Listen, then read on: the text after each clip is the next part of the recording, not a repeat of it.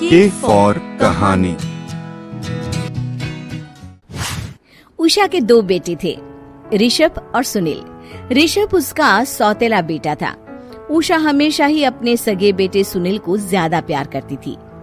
सुनील की शादी हो चुकी थी और ऋषभ की शादी भी निशा नाम की लड़की से हो जाती है। उषा सुनील की पत्नी कीर्ति को ज्यादा प्यार करती थी। एक दिन वो अपनी बहू कीर्ति के लिए साड़ी ले आती है। ये लो बहू, तुम्हारे लिए साड़ी लाई हूँ।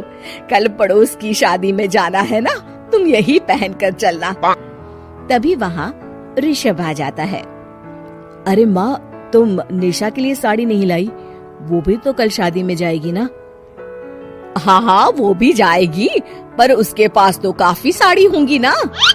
अभी अभी तो शादी हुई है तुम दोनों की, तो उसी में से कोई पहन लेगी वो। ऋषभ ये सुनकर उदास हो जाता है। तब निशा कहती है, आप उदास क्यों होते हो जी? सही तो कह रही हैं मम्मी जी। मेरे पास तो बहुत साड़ियाँ हैं और सारी की सारी नई हैं। मैं उन्हीं में से कोई पहन लूंगी। वो बात नहीं है निशा। माँ मेरे साथ तो सौतेला व्यवहार करती ही थी, पर मुझे लगता था कि मेरी पत्नी के साथ वो ऐसा कभी नहीं करेंगी, पर आज उन्होंने तुम्हारे साथ भी वैसा ही व्यवहार किया। ऋषभ उदास होकर अपने कमरे में चला जाता है। ऋषभ को उदास देखकर निशा को अपनी सास पर बहुत गुस्सा आता है।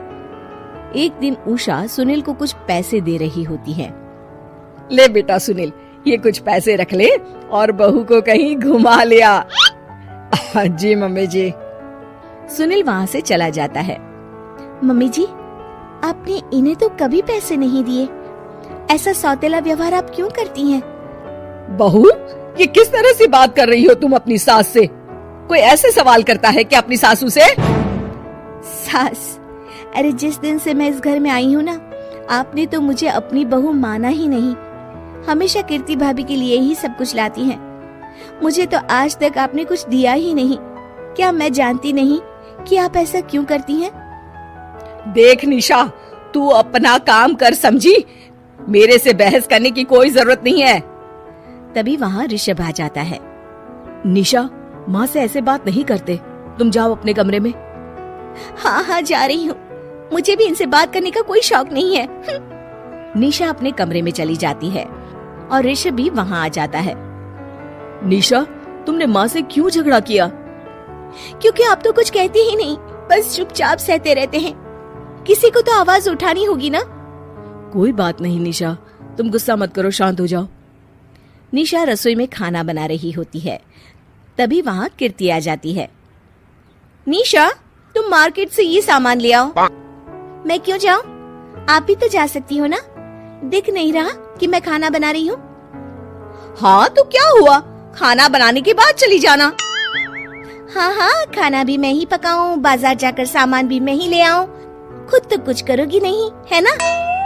ओहो, जुबान तो देखो कैसे चल रही है। सुनो, तुम अभी आई हो इस घर में, तमीज में रहो, वरना सासू माँ से कहकर मायके भिजवा दूंगी तुम्हें। हाँ। ओह, हाथ लगा कर दिखाओ मुझे, देख लूंगी। बहुत मनमानी हो गई तुम दोनों की, समझी? निशा लिस्ट कीर्ति के ऊपर फेंक देती है। कीर्ति निशा को मारने आती है तो निशा उसका हाथ मोड़ देती है। मर गई रे, छोड़ मेरा हाथ। आज के बाद मुझसे कोई बदतमीजी की तो अच्छा नहीं होगा। कीर्ति रोते हुए अपने कमरे में चली जाती है। उस निशा चुड़ैल ने मेरा हाथ मोड़ दिया। मुझे नहीं रहना इस घर में। अरे कैसी बेकार की बातें कर रही हो? अरे निकालना ही है तो ऋषभ और निशा को निकालेंगे। नहीं, मुझे अलग घर चाहिए। कान खोलकर सुन लीजिए, हम दोनों इस घर से जल्द जाएंगे। आप नए घर का इंतजाम कीजिए बस। मैं इन दोनों के साथ ज्यादा नहीं रह सकती। हाँ, वैसे मैं भी कुछ दिनों से सोच रहा था। अच्छा हुआ तुमने कह दिया, मैं माँ को भी बता देता हूँ।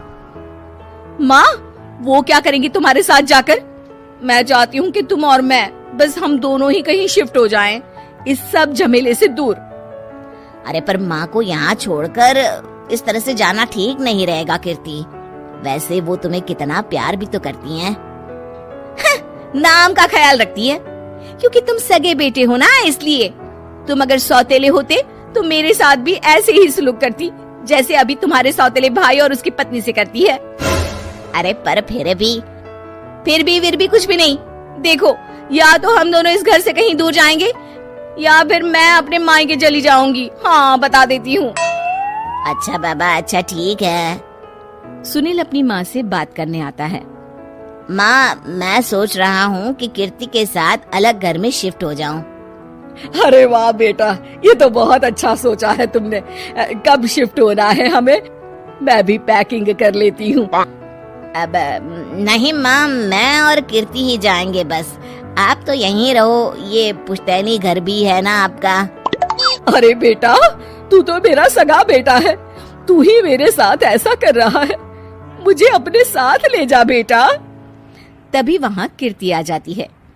अरे माँ, आपको पता भी है कि किराए के घर में कितना खर्चा होता है, और अगर आपको भी लेकर गए तो और खर्चा होगा। आप तो बस यहीं रहो इसी घर में। कोई बात नहीं सुनील, तुम लोग चले जाओ। माँ यहीं रहेंगी हमारे साथ। हम माँ का ख्याल रखेंगे, तुम लोग अपनी गृहस्थी संभालो। निशा को ये देखकर बहुत खुशी होती है। वो मन ही मन सोचती है, अब आया ना ऊंट पहाड़ के नीचे। अब मम्मी जी को पता चलेगा, बड़ा सगा और सौतेला करती रहती थी। सगा बेटा तो जा रहा है छोड़कर, अब आएगी इन्हें अकल, और नहीं आई तो मैं अल्लाह कर रहूंगी। निशा अपनी सास को कैसे अपने सौतेले बेटे से मिलाएगी, जानने के लिए देखिए सौतेली माँ पार्ट 2।